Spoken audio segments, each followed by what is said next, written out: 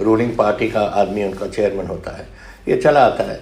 जब मैं 2 बार पार्लियामेंट में रहा हूँ। पहली बार मेरी डिफेंस कमेटी के चेयरमैन श्रीमती इंदिरा गांधी जी से, वो डिफेंस मिनिस्टर भी थे, और वो हमें जब भी हम कोई बात उठाते थे सबको बात करने देते थे और सुनते थे। और यही था जो पिछली बार में था। उस टाइम जनरल खंडूरी साहब थे हमारे चेयरमैन कमेटी के, और कभी नहीं हमने रोका, जो हम दिल की बात करना चाहते थे हम करते थे वहाँ। ये जो कल हुआ है, ये तो एक परंपरा जो पार्लियामेंट की है उसको बिल्कुल ख़त्म करने की आप बात कर रहे हो। देखो, पार्लियामेंट बनाता है पॉलिसी, और पॉलिसीज़ हैं जो बड़ी बातें हैं। इस कमेटी में आपके चीफ ऑफ डिफेंस स्टाफ थे, आपके चीफ थे जो यहाँ हैं, कुछ तो चीफ हमारे शायद बाहर गए हुए हैं, पर जो भी चीफ थे, नहीं तो उनके वाइस चीफ थे, सीनियर PSOs थे हमारे डिफेंस आर्मी के और आर्मी हेडक्वार्टर्स वगैरह के। ये एक बहुत बड़े पैमाने की एक डिस्कशन चलनी थी। किस बात पे चलती है? जो राहुल जी ने कोशिश की उठाने की। क्या था वो? कि जो चाइना का भी पॉलिसी है, उनकी क्या पॉलिसी है, पाकिस्तान की क्या पॉलिसी है, जो हमारे जवान आज लद्दाख की ठंडी पहाड़ियों में बैठे हैं, उनका खाना क्या है, उनके कपड़े कैसे हैं, उनका सहने की जो बातें हैं, हथियार जो हैं, हथियार हमारे और एमिनेशन वगैरह जो डिफेंस को जो पॉलिसी बनाती है पार्लियामेंट, उसके बारे में बात की। यहाँ बात कर रहे थे कि बटन क्या होंगे, बैजेस ऑफ रैंक क्या होंगे, वर्दियाँ क्या होंगी, ये क्या माहौल बना रखा है इसका? वो क्या डिफेंस MPs का काम है? ये आर्मी हेडक्वार्टर का काम है, एयर हेडक्वार्टर का काम है, नेवल हेडक्वार्टर का काम है। वो अपनी बातें देखें। और एक MP और है, पता नहीं उसको कभी NCC में रहा होगा या नहीं हो रहा होगा, ये भी नहीं मुझे मालूम।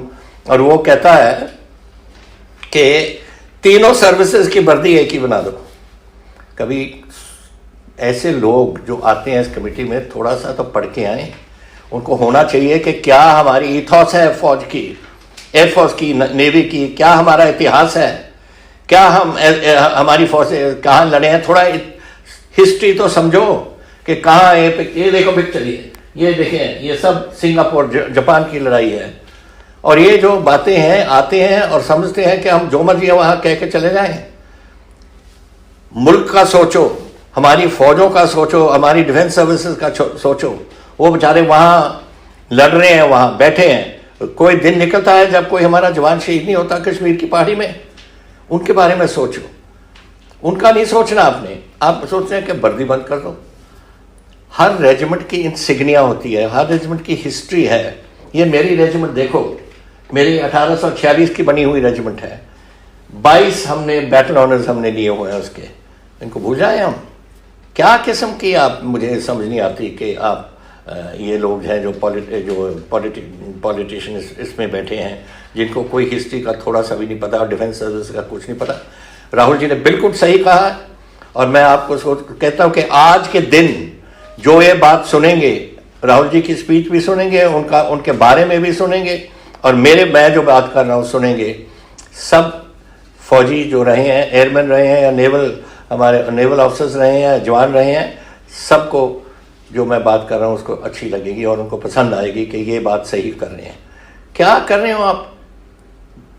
वर्दी पॉलिश करनी हुई है, उसमें कौन से किस्म का ब्रासो लगाना है, यह है कोई पार्लियामेंट का काम? तो ये बातें छोड़ो। आज देश में संकट में आया हुआ है।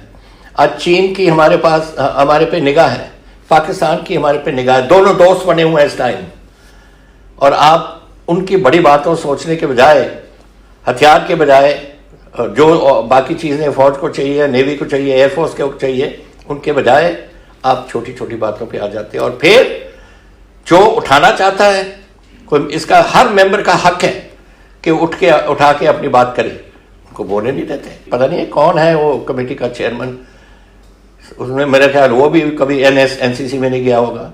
ऐसे लोग हैं जो बैठा देते हो वहाँ और समझते हो कि हमारी हिंदुस्तान की सुरक्षा ये करेंगे।